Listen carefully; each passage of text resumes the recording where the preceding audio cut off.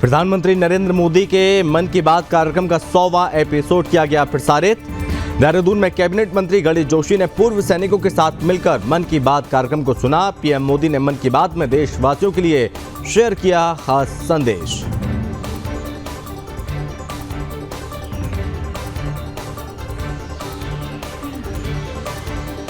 पहाड़ों की रानी मसूरी में मौसम ने बदली करवट। तेज हवाओं के साथ हुई भारी बारिश होने से तापमान में आई भारी गिरावट। पर्यटक और स्थानीय लोग बारिश का जमकर लुत्फ उठाया। मौसम विभाग ने जारी किया अलर्ट।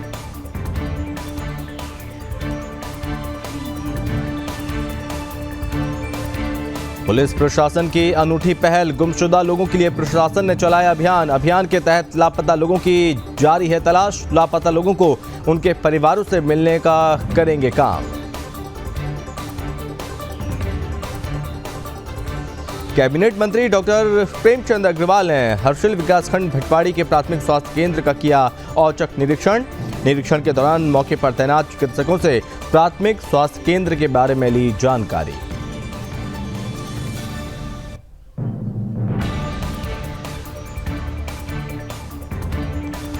मसूरी मॉल रोड के निर्माण को लेकर एसडीएम मसूरी नंदन कुमार ने मॉल रोड का किया निरीक्षण। एसडीएम ने संबंधित अधिकारियों को तय समय पर कार्य पूरा करने के दिए निर्देश।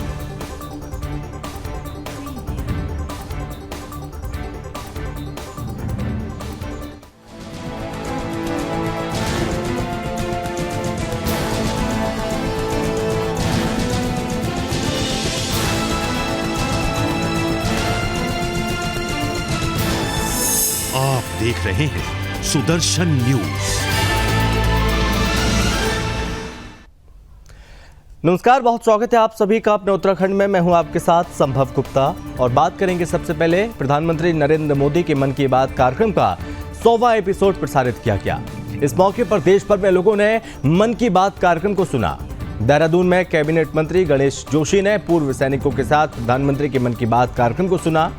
कार्यक्रम को सुनने आए पूर्व सैनिक भी मन की बात के कार्यक्रम को सुनने के बाद काफी उत्साहित नजर आए। उन्होंने प्रधानमंत्री का आभार जताया कि देश में क्या कुछ हो रहा है और क्या कुछ होना चाहिए। इसको लेकर प्रधानमंत्री मन की बात कार्यक्रम के माध्यम से सभी लोगों से बातचीत करते हैं। इससे देश के साथ साथ सभी लोगों को जानकारी रहती है कि देश में क्या हो रहा है।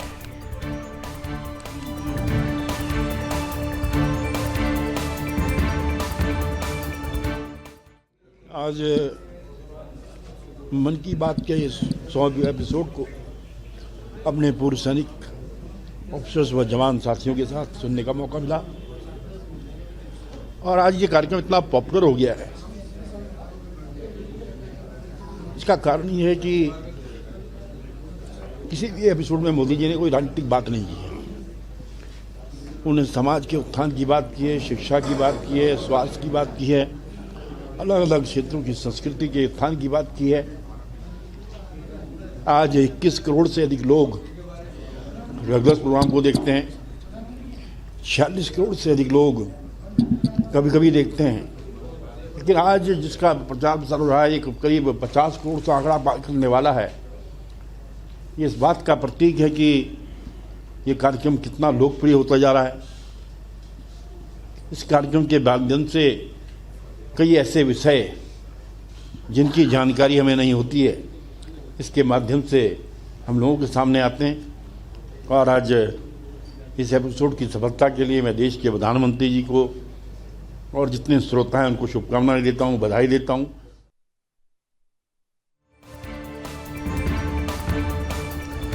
पहाड़ों की रानी मसूरी में मौसम ने रविवार को अचानक करवट बदल ली। आपको बता दें कि सुबह से ही मसूरी में भारी बारिश हुई। दिन में हुई अचानक तेज बारिश से तापमान में भारी गिरावट दर्ज की गई। वहीं मौसम विभाग ने यहाँ पर जो आगे को लेकर यहाँ पर चेतावनी जारी की है। मौसम विभाग की ओर से कहा गया कि आगे आने वाले समय में मौसम कुछ इस तरह से रह सकता है। मौसम भी काफ़ी सुहावना हो गया। मसूरी में हो रही बारिश से मसूरी मॉल रोड के पुनर्निर्माण के काम में बाधा उत्पन्न हो गई है, जिस वजह से कुछ देर के लिए काम को रोकना भी पड़ा। वहीं मसूरी आ रहे पर्यटक और स्थानीय लोग बारिश का जमकर लुत्फ उठा रहे हैं। मौसम विभाग ने अगले 24 घंटे तक ऊंचाई वाले क्षेत्रों में बारिश की संभावना जताई। वहीं चार धाम में बर्फबारी होने का भी अनुमान जताया गया। मौसम विभाग की तरफ से बारिश और बर्फबारी को लेकर जताई गई संभावना को लेकर जिला प्रशासन ने भी अलर्ट जारी कर दिया है और सभी संबंधित अधिकारियों को अलर्ट पर रहने के निर्देश दिए गए हैं।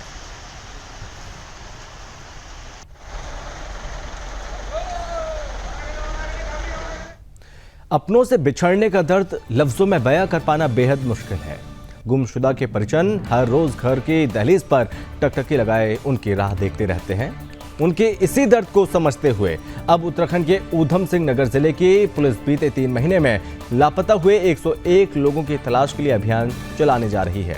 पुलिस अधिकारियों का दावा है कि जल्द ही सभी लापता लोगों को उनके परिवारों से मिलाने का काम करेंगे। जिला पुलिस अब इन लापता लोगों को ढूंढ निकालने के लिए अभियान चलाने जा रही है।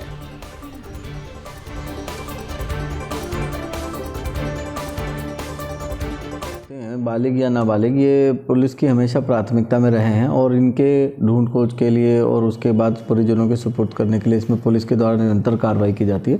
इसमें पुलिस मुख्यालय द्वारा विस्तृत SOP जारी की गई है जिसमें बालिग और नाबालिग इनको एज ग्रुप के हिसाब से इसमें डिस्ट्रीब्यूट है और इसमें जो माइनर्स जो हैं उनके लिए स्पेशल डायरेक्ट इंस्ट्रक्शंस हैं कि उनकी केस रजिस्टर्ड होता है, उसमें FIR हम लोग रजिस्टर करते हैं। फिलहाल जो डाटा है उसमें करीबन 49 बालिग पुरुष और 109 महिलाएँ जो हैं वो लापता थे, गुमशुदा थे। उसमें से 26 पुरुष और 39 महिलाएं जो हैं वो वापस आ चुके हैं, बरामद हो चुके हैं। और इसके अलावा जो नाबालिग हैं उसमें जो बच्चे हैं उसमें वो हैं 6 जिनमें से 4 वापस आ चुके हैं और जो बालिकाएं हैं वो 21 जिसमें से 15 वापस आ चुकी हैं।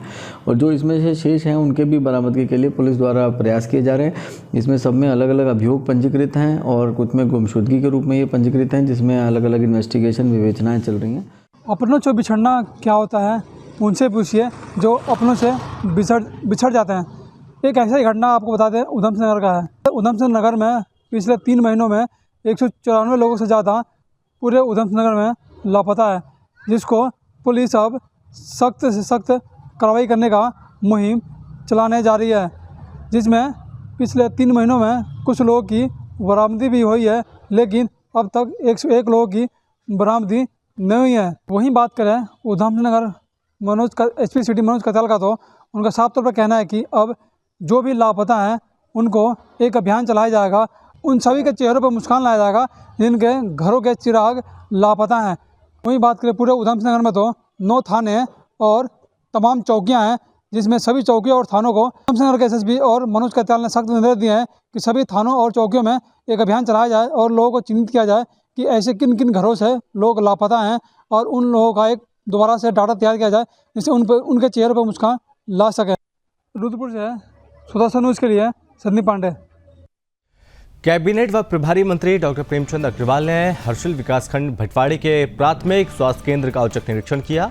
इस दौरान मरीजों की जानकारी संबंधी रजिस्टर की भी जांच की। प्रभारी मंत्री डॉक्टर अग्रवाल को निरीक्षण के दौरान मौके पर तैनात चिकित्सक डॉक्टर विजय मंडल ने कहा कि प्रतिदिन करीब 50 मरीजों को देखा जाता है। डॉक्टर मंडल ने बताया कि मरीजों को परामर्श के बाद दवाई भी उपलब्ध कराई जा रही है।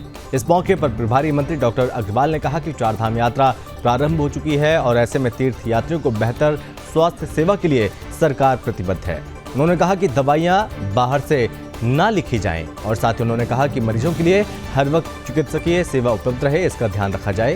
वहीं इससे पूर्व प्रभारी मंत्री डॉक्टर अग्रवाल ने गंगोत्री धाम में मां गंगा की पूजा अर्चना के बाद मंदिर में माथा टेका। इस दौरान मां के दरबार में प्रदेश की खुशहाली की कामना की। इस दौरान प्रभारी मंत्री ने 4 धाम यात्रा में पहुंचे तीर्थ यात्रियों से वार्ता की और यात्रा के दौरान साफ सफाई का ध्यान देने की अपील की। इस मौके पर प्रभारी मंत्री डॉक्टर प्रेमचंद अग्रवाल ने गंगोत्री में गंगा तट पर प्लास्टिक और पॉलीथीन को एकत्र कर कूड़ेदान में डाला। लोगों के लिए एक बड़ा संदेश भी दिया है।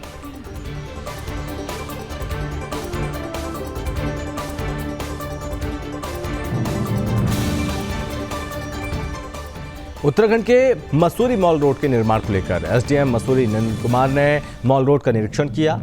इस दौरान SDM ने सभी संबंधित अधिकारियों को तय समय पर कार्य को पूरा करने के निर्देश दिए। इस दौरान SDM ने बताया कि मॉल रोड के पुनर्निर्माण के कार्यों को लेकर जल्द किए जाने को लेकर अतिरिक्त लेबर और वाहन लगाए गए हैं और साथ ही उन्होंने अधिकारियों को कहा कि पर्यटन सीजन शुरू होने को है और ऐसे में मुख्य मॉल रोड सड़क का निर्माण किसी भी हाल में 2 से 3 दिन में पूरा कर लिया जाना चाहिए, जिससे कि स्थानीय लोगों और पर्यटकों को किसी प्रकार की दिक्कत ना हो। पत्रकारों से बातचीत करते हुए एसडीएम मसूरी नंदन कुमार ने कहा कि मॉल रोड के पुनर्निर्माण पर कार्य को जल्द से जल्द पूरा करना प्रशासन की प्राथमिकता है और इसको लेकर जिला अधिकारी स्वयं मॉल रोड पर हो रहे काम की समीक्षा कर रहे हैं और समय समय पर दिशा निर्देश दिए जा रहे हैं।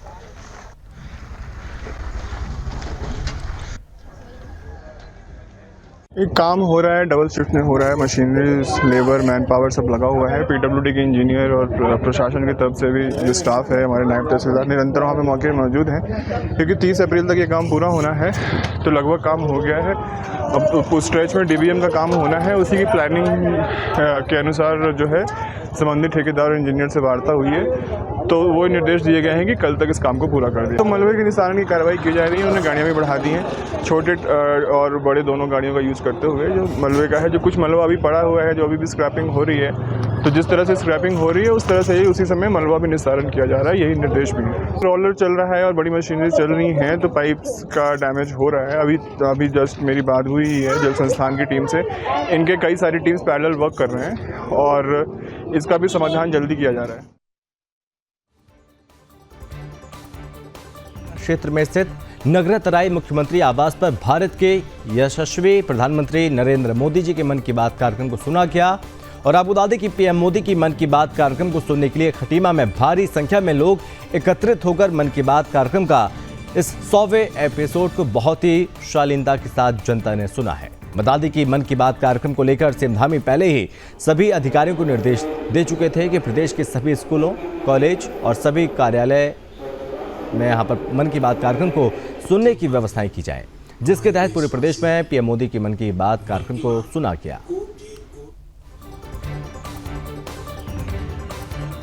आज जो पूरे देश में हमारे मोदी जी का कार्यक्रम चल रहा 100वां एपिसोड और हमारे हर बूथ में जो है ये नगर में मनाया गया है बड़े भव्य तरीके से। ये 14 और 15 नंबर बूथ में महिला मोर्चा द्वारा जो है बहुत भव्य तरीके से ये कार्यक्रम मनाया गया है। स्थानीय जनता को देखो, स्थानीय जनता आज जो है मोदी जी से जो है बहुत प्रभावित है। खास तौर पर जो हमारा महिला मोर्चा का कार्यक्रम चल रहा है, महिलाओं के लिए मोदी जी ने जो है सुविधाएं दी हैं, जैसे माने नौकरी में 3% आरक्षण और 3 तलाक, कई महिलाओं के लिए योजना, समूह द्वारा जो योजना बहुत चीज़ें उन्हें दे रखी हैं, तो उससे महिलाएं जो है मोदी जी से बहुत प्रभावित हैं। आने वाले ये जो है 2024 में पूर्ण बहुमत से फिर से मोदी जी को इसमें फिर से लाएंगे देश में। उत्तराखंड के बागेश्वर में जिला विकास प्राधिकरण की 7वीं बोर्ड बैठक हुई, जिसमें कुमाऊं कमिश्नर दीपक रावत शामिल हुए। इस बैठक में कई प्रस्ताव लाए गए। इसके अलावा इस बैठक में नगर की भव्यता बढ़ाने को लेकर भी चर्चा की गई। बैठक में निर्णय लिया गया कि प्राधिकरण में आने वाले पुराने भवनों की मरम्मत हो जाएगी और प्राधिकरण के माध्यम से महिलाओं के लिए pink toilet, park, view point, cafe, view point, साथ ही लाइटिंग के साथ ही सौंदर्यीकरण कार्य भी किए जाएंगे।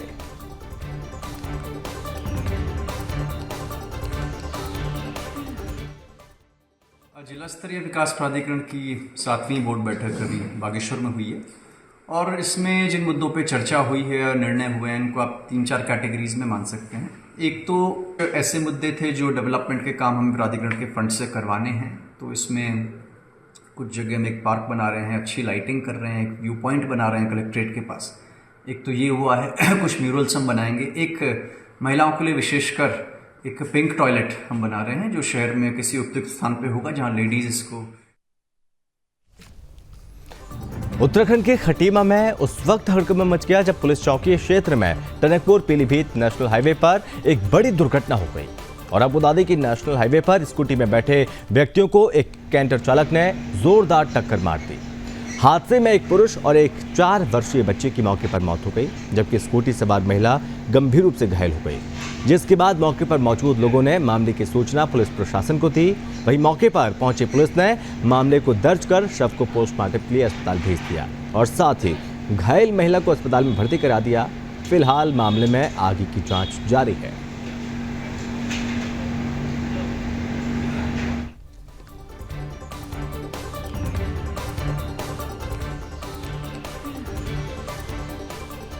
आज अपराह्न में जनपद पीलीभीत की पुलिस ने हमें सूचना दी कि पॉलीगंज हॉस्पिटल के सामने एक सड़क दुर्घटना हुई है।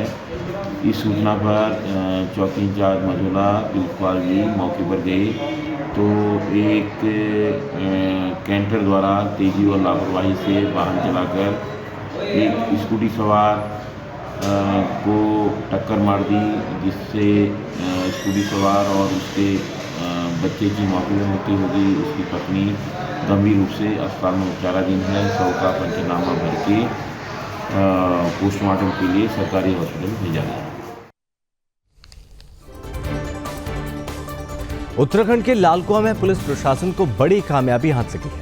आपको बता दें कि निकटवर्ती डिपो नंबर 4 स्थित वन विभाग बैरियर के पास से थाने पुलिस ने चेकिंग के दौरान एक स्मैक तस्कर को दबोच लिया, जिसके पास से पुलिस को 13.70 स्मैक बरामद हुई है और पकड़े गए स्मैक की कीमत 1 लाख रुपए से ज्यादा बताई गई है। फिलहाल पुलिस ने मामले को दर्ज किया, आरोपी को जेल भेज दिया। वहीं मामले में आरोपी से पूछताछ हो रही है। आपको बता दें कि उत्तराखंड के सीएम पुष्कर सिंह धामी ने संकल्प लिया है कि 2025 तक देवभूमि को नशा मुक्त बनाना है, जिसके लिए सीएम धामी समय समय पर पुलिस प्रशासन के साथ बैठक निर्देश देते रहते हैं और साथ ही सीएम धामी पुलिस प्रशासन को क्षेत्र में चेकिंग अभियान चलाकर तस्करों को गिरफ्तार करने के आदेश देते रहते हैं।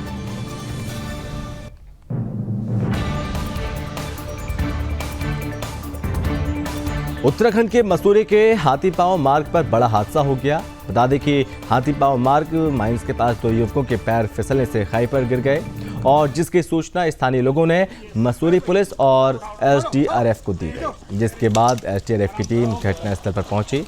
दोनों युवकों को खाई से रेस्क्यू करने में जुट गई है। गहरी खाई और अंधेरा होने के कारण एसडीआरएफ की टीम को खाई से दोनों युवकों को निकालने में खासी परेशानी का सामना भी करना पड़ा। वहीं आपको बता दें कि एसडीआरएफ के हेड कांस्टेबल मनोज जोशी ने बताया कि जिला नियंत्रण कक्ष देहरादून ने एसडीआरएफ को सूचना दी कि मसूरी हाथीपांव मार्ग पर लंबी धार माइंस के पास 2 युवक खाई में गिरे हुए हैं, जिसको लेकर एसडीआरएफ की टीम घटनास्थल पर पहुंची, कड़ी मशक्कत की और घायल युवकों को खाई से बाहर निकाला और साथ ही दोनों युवकों को इलाज के लिए अस्पताल भेज दिया। फिलहाल मामले में आगे की जांच जारी है।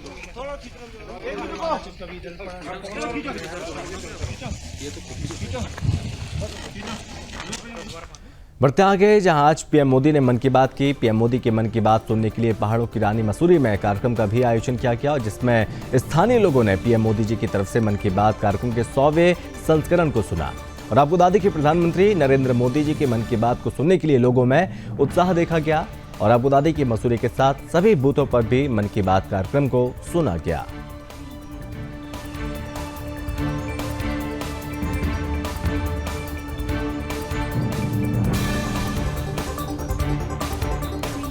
और चलिए खबरों में आगे बढ़ेंगे, बात करेंगे उत्तराखंड से। राज्यसभा सांसद अनिल बलूनी ने अपनी सांसद निधि से पौड़ी को एक अनूठी सौगात दी है। राज्यसभा सांसद अनिल बलूनी की पहल पर उत्तराखंड के पौड़ी जनपद में देश का पहला संयुक्त माउंटेन म्यूजियम के साथ ही साथ प्लेनेटोरियम का निर्माण भी किया गया और ये निर्माण किया जाने वाला है और इसके लिए 4 करोड़ रुपए की प्रारंभिक राशि अनिल बलूनी की अपनी सांसद निधि से जारी की है और जिससे माउंटेन म्यूजियम निर्माण हो सके। आपको बता दें कि इन दोनों संस्थानों के निर्माण में लगभग 20 करोड़ रुपए की लागत खर्च होगी। इस पूरे प्रोजेक्ट का खर्च सांसद अनिल बलूनी अपनी सांसद निधि और अन्य संस्थाओं की मदद से जुटाने वाले हैं और साथ ही ये राज्य का पहला और अखिल भारतीय स्तर पर भी अनूठा केंद्र होगा, जहां पर खगोल और भूगोल, इतिहास और संस्कृति के से एक ही स्थान पर परिचित कराने का प्रयास किया जाएगा। इसी के दौरान यहां पर डीएम ने कहा कि प्रस्तावित प्रोजेक्ट के लिए पहली धनराशि अब मुक्त हो चुकी है और जल्द ही टेंडर प्रक्रिया होने के बाद योजना को धरातल पर उतार लिया जाएगा।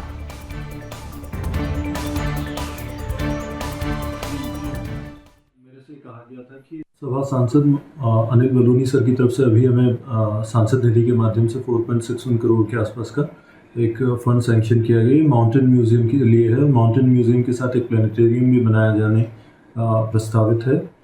इस प्रोजेक्ट में माननीय सांसद महोदय के जो निर्देश हैं इसे ग्रैंड स्केल पे जो लिया जाना है और नेशनल लेवल पर इसे एक बेटर सेंटर के तौर पे इस्टेब्लिश करना है या पौड़ी को एक टूरिस्ट डेस्टिनेशन के तौर पे डेवलप किए जाने की तरफ ये कदम होगा। और चूँकि माउंटेन म्यूज़ियम हमारे देश का संभवतः पहला माउंटेन म्यूज़ियम होगा और इसके साथ में प्लानिटेरियम भी होने से यहाँ खगोल विज्ञान के जिज्ञासुओं प्लस जो भी आपके माउंटेनियरिंग या माउंटेन्स में इंटरेस्ट रखने वाले लोग हैं उनके लिए एक नया अट्रैक्शन का सेंटर बनेगा। और फर्दर भी इसमें कई और चीज़ें ऐड करते हुए इसे बेटर तरीके से डेवलप किए जाने पर प्रयास किया जा रहा है।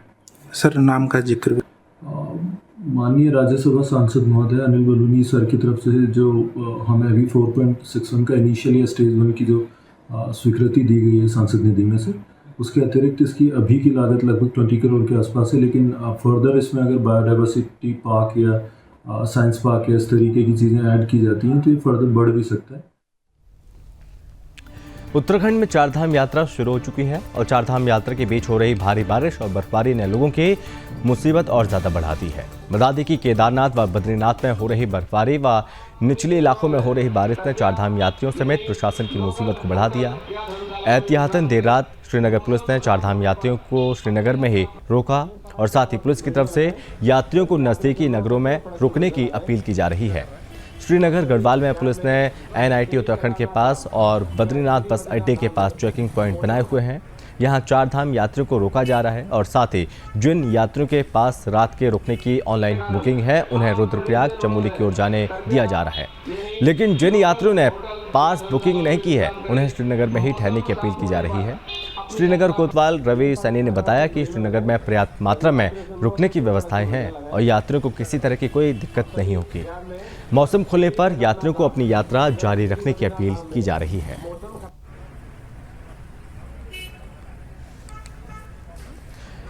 दरअसल आपको बता दें कि यहाँ पर प्रशासन ने यात्रियों को श्रीनगर में रोक दिया है। जो यात्री आगे बढ़ना चाहते हैं, आगे जाना चाहते हैं, उनके पास अगर बुकिंग की व्यवस्था नहीं है वो यात्री वो फिलहाल श्रीनगर में ही रुके रहें। श्रीनगर में चूँकि व्यवस्थाएं की गई हैं, प्रशासन का भी साफ तौर पे ये कहना है कि मौसम अभी ख़राब है, जो यात्री हैं वो आगे ना जाएं क्योंकि यहाँ पर संख्या और ज़्यादा बढ़ सकती है जिसकी वजह से मुसीबत का सामना लोगों को और ज़्यादा करना पड़ सकता है। लेकिन श्रीनगर में पर्याप्त व्यवस्थाएं हैं, अभी यहीं पर रुकें, लेकिन जैसे ही मौसम साफ होगा उसके बाद आप आगे बढ़ सकते हैं।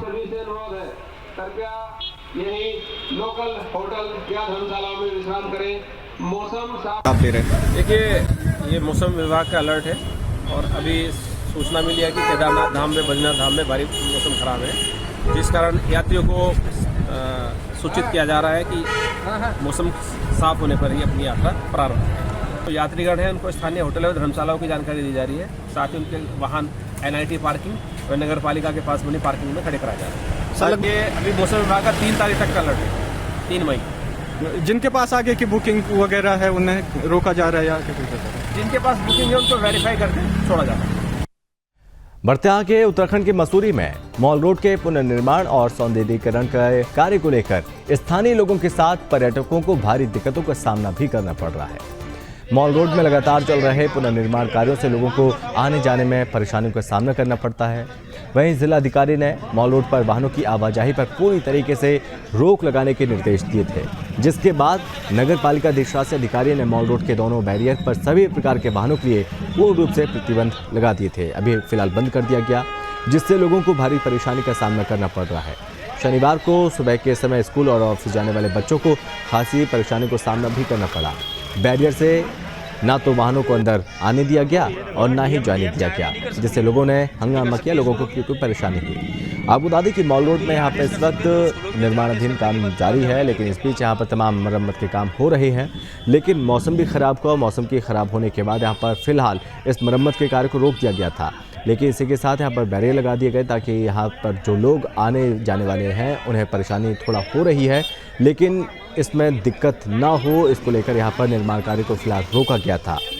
लेकिन प्रशासन का कहना है कि यहाँ पर जैसे ही यहाँ पर पर्यटक आने की ज़्यादा संभावना है, क्योंकि मौसम शुरू हो चुका है, पर्यटक ज़्यादा संख्या में यहाँ पर आते हैं, इसकी वजह से और ज़्यादा परेशानी हो सकती है। लेकिन उससे पहले ही यहाँ पर पर्यटकों के आने से पहले इस कार्य को पूरा कर लिया जाएगा ताकि आगे आने वाले समय में इस तरह की परिस्थिति उत्पन्न ना हो।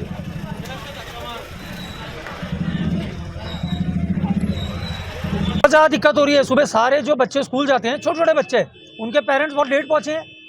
आवाजाही पूरी बंद हो चुकी है। इमरजेंसी सेवा देखिए आप पीछे, दूध अंदर नहीं जा रहा है जो इमरजेंसी सेवा में आता है। और शनिवार इतवार को बंद करने का मतलब क्या है? ये पर्यटक स्थल है, वीकेंड है, टूरिस्ट अलग आ रहा है, लोकल अलग परेशान हो रहा है। और जिस सड़क के लिए आपने बंद करवाया अधिकारियों ने या DM साहिबा ने, वहाँ पे एक भी मजदूर वहाँ काम नहीं कर रहा है। कोई काम कर रहा है तो आप देख लीजिए खुद ही, तो कोई तरीका भी होता है हर चीज़ का। इन दिनों पौड़ी जनपद के विभिन्न इलाकों में गुलदार का खौफ व्याप्त है।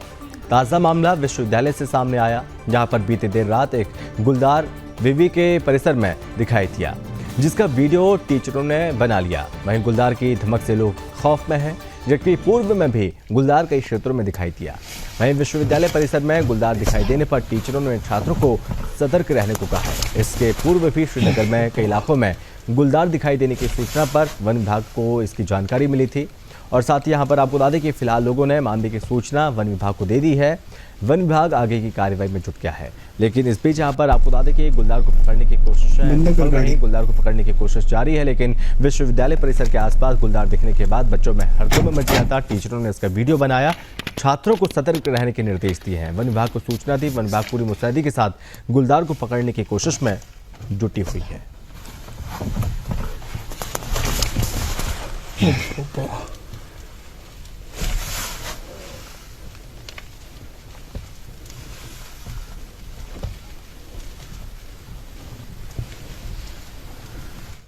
उत्तराखंड में 4 धाम यात्रा शुरू हो गई है और ऐसे में गंगोत्री धाम में मां गंगा के दर्शन के लिए हर दिन श्रद्धालु गंगोत्री पहुंच रहे हैं।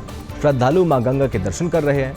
इस दौरान गंगा पुरोहित श्रद्धालुओं को अपनी सेवा भी प्रदान कर रहे हैं, जिससे यहाँ पर यात्री जो गंगा दर्शन के लिए गंगोत्री धाम पहुंच रहे हैं, सभी यात्रियों को गंगा पुरोहित निःशुल्क चाय और प्रसाद देते दिख रहे हैं।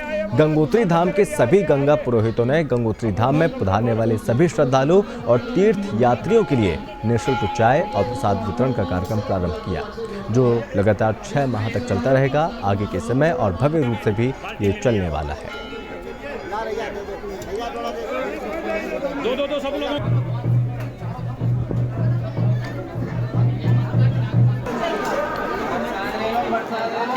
आज गंगा पुरोहित सभा गंगोत्री धाम की ओर से यहाँ पर सभी श्रद्धालु तीर्थयात्रियों के लिए निःशुल्क प्रसाद और चाय वितरण का आयोजन किया गया है, जो कि निरंतर चलता रहेगा 6 माह तक।